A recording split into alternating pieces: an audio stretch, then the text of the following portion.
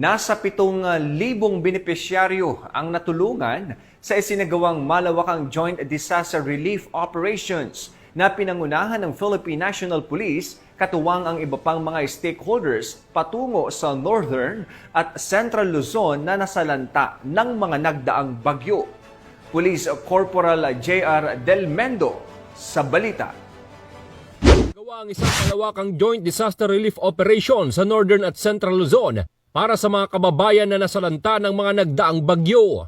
Pinangunahan ito ng Fraternal Order of Eagles, Philippine Eagles at Rotary Club of Camp Crame, katuwang ang Philippine National Police. Umaabot sa humigit kumulang 7,000 individual ang naging benepisyaryo ng naturang relief operation mula sa mga lalawigan ng Tarlac sa Region 3, Pangasinan at La Union sa Region 1 at Benguet at Abra sa Cordillera Administrative Region. Bago ang distribusyon, isang send-off ceremony ang isinagawa kahapon sa Camp Crame.